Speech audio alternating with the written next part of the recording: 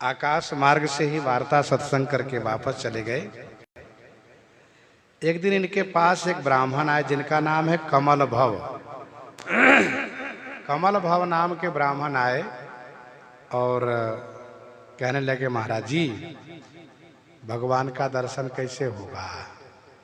तो श्री तुलसीदास जी कहते हैं, देखो भगवान का भजन करो, खूब नाम जपो, भगवान का दर्शन हो जाएगा। कहा ना, जल्दी में दर्शन कैसे होगा ये बताइए। कह रहे भैया जितना अधिक भगवान में प्रेम कर लो उतना ही जल्दी दर्शन हो जाएगा, क्योंकि हरि व्यापक सर्वत्र समाना, प्रेम ते प्रकट हो ही मैं जाना।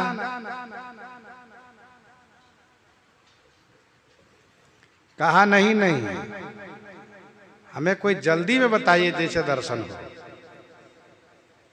बड़ा हठ किया तो गोस्वामी जी ने कहा, सुनो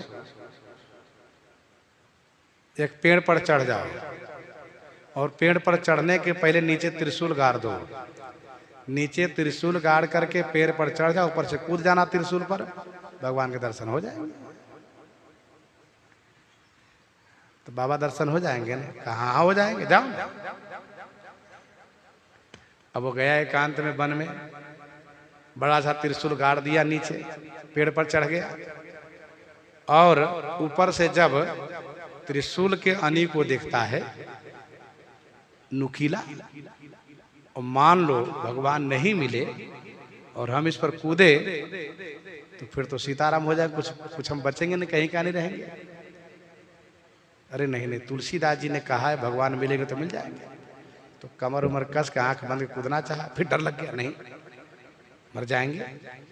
तो बेचारा मतलब डर गया, हिम्मत छूट गई, फिर नीचे उतर के आया। कहा नहीं नहीं, मुझे भगवान का दर्शन करना। फिर चढ़ा ऊपर, कूदना चाहा, फिर डर गया, फिर नीचे आ गया। थोड़ा देर बैठा रहा, कहा नहीं नहीं, जब बाबा ने कहा दर्शन होगा चलो फिर चलते अब की बात। फिर गया ऊपर। अब जब भी ऊपर जाता है डर जाता है, उसकी हिम्मत छूट जाती है, घबरा जाता है। इस दृश्य को एक व्यक्ति देख रहा था जिसको कहते हैं पछाही वीर। पछाही वीर घोड़े से आया, वह देख रहा था।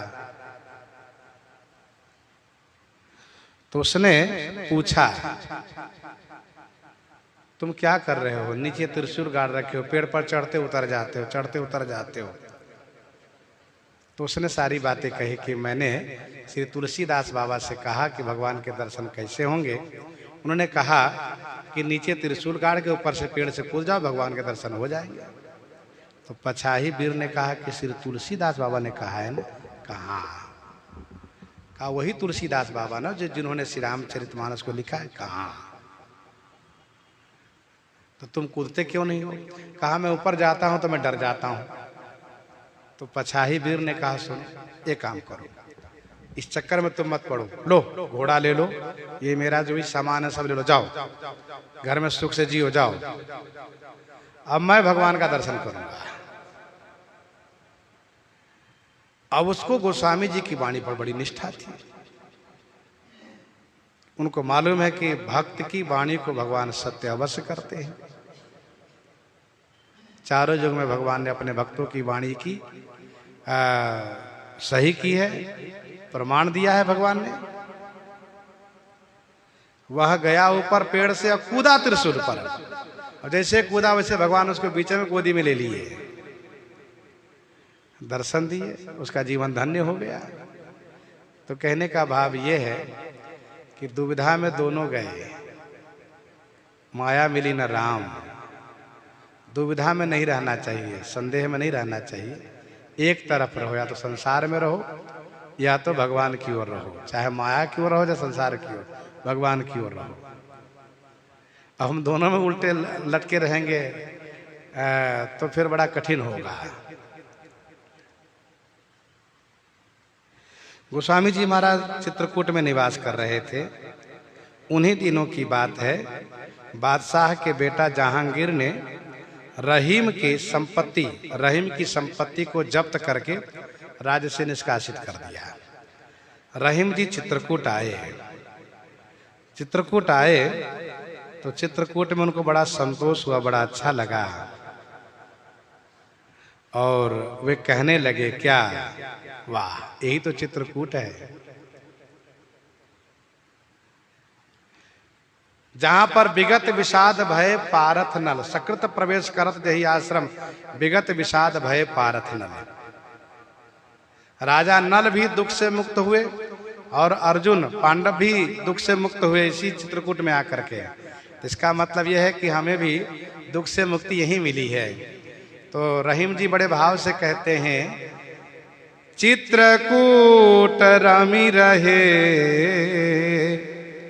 रही मन अवध नरेश, जा पर विपदा परत है, सो आवे यही देश। चित्रकूट रमी रहे रहीमन अवध नरेश, जा पर विपदा परत है, सो आवे यही देश। राम जी पर विपत्ति आई तो राम जी भी चित्रकूट में आकर के ही रमी रहे, क्योंकि यहाँ पर तो अनेक प्रकार से रास लीला श्री राम जी करते हैं चित्रकूट में, और ये चित्रकूट की पावन भूमि है। इसलिए रहीम जी कहते हैं, भैया जिस पर विपदा पड़े वह जा पर विपदा परत है, सो आवे यही देश। देखो मेरे ऊपर विपत्ति पड़ी, हम भी यहाँ आ गए। भड़भुजा था कामदगिरी की परिक्रमा में, उसके यहाँ पर भार झोंकने वाला काम शुरू कर दिया। भड़भुजा रहता था तो रहीम जी वही भार झोंकना शुरू कर दिया। पन्ना नरेश आए और पन्ना नरेश ने कहा, क्या बात है रहीम जी, इतने बड़े होकर के आप भार झोंक रहे हैं?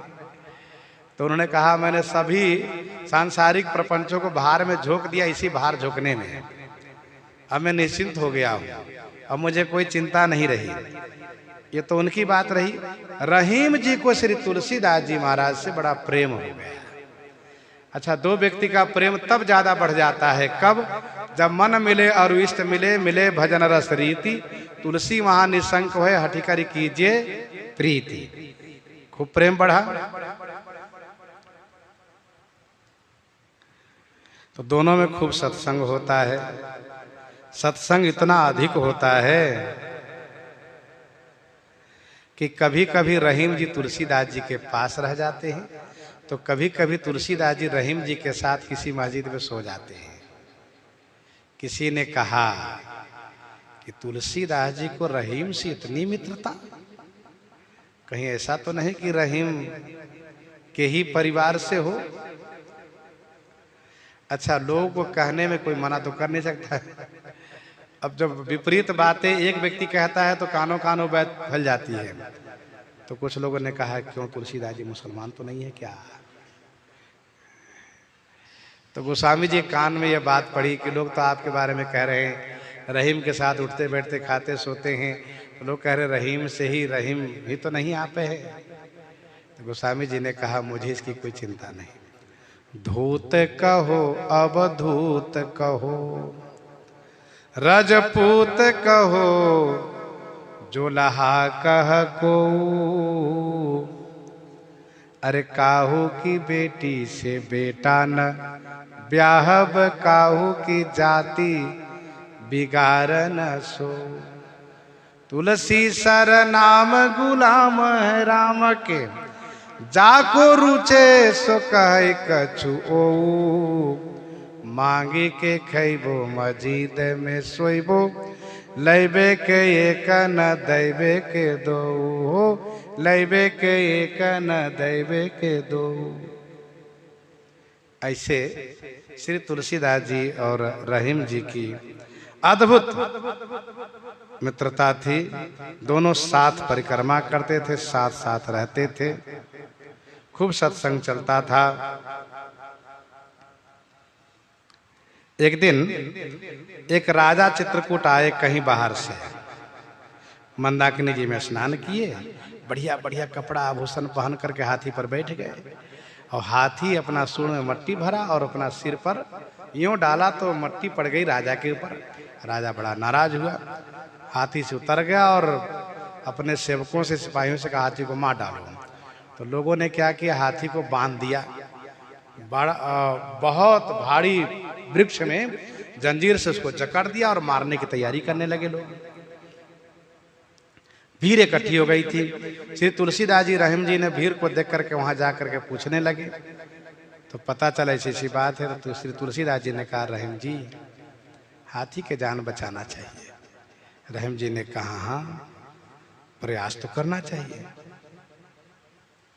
श्री तुलसीदास जी ने राजा को सुनाकर कहा, धूरी धरत निज शीस पर,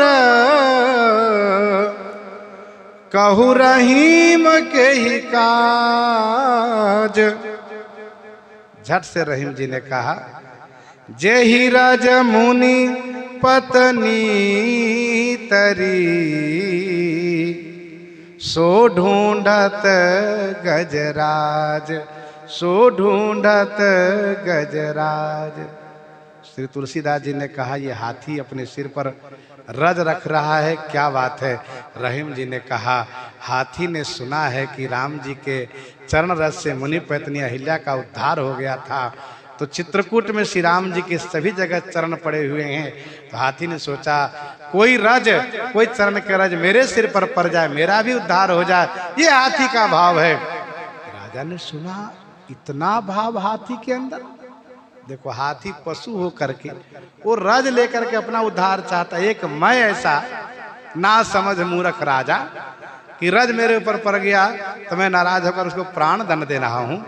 तुरंत सिपाहियों से कहा, हाथी को आजाद करो, मुक्त करो। हाथी बंदनीय है, बहुत पवित्र विचार वाला हाथी, आध्यात्मिक हाथी है। तो ये है दोनों महापुरुषों के सत्संग का प्रभाव। थोड़ी सी कुछ और चर्चा है श्री तुलसीदास जी के बारे में, जो चर्चा हम लोग कल करेंगे। समय का अतिक्रमण हो रहा है। एकादशी के संदर्भ में हम लोग ये जानते हैं कि भगवान श्री कृष्ण चंद्र जी से श्री युधिष्ठिर जी महाराज ने पूछा, जेठ कृष्ण पक्ष की एकादशी का क्या नाम है भगवान, क्या महिमा है, सो कृपा करके सुनाइए। भगवान श्री कृष्ण चंद्र जी ने कहा, राजन जेठ कृष्ण पक्ष की एकादशी का नाम है अपरा। अपरा एकादशी है, यह ज्येष्ठ कृष्ण पक्ष की एकादशी।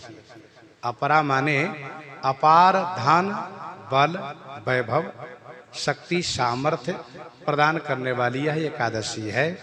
मनुष्य मात्र को एकादशी का व्रत अवश्य करना ही चाहिए। पूर्वोक्त विधि से एकादशी का व्रत अवश्य करें, सब कोई करें। इस एकादशी के प्रभाव से ब्रह्म हत्यादि पाप समाप्त होता है। निंदा करने वाले का जो पाप लगता है, परतीय गमन करने वाले को जो पाप लगता है, इतना ही नहीं, गुरुजी की भी जो निंदा किया हो उसको जो पाप लगा हो, ऐसे ऐसे बड़े बड़े पापी को भी पाप समाप्त करने में सक्षम है एकादशी का व्रत। और बड़े बड़े दान करने से जो पुण्य प्राप्त होता है, वह पुण्य प्राप्त होता है एकादशी के व्रत करने से। इसलिए अपरा एकादशी का व्रत सभी को अवश्य करना चाहिए। इन्हीं के साथ सीताराम सीताराम सीताराम।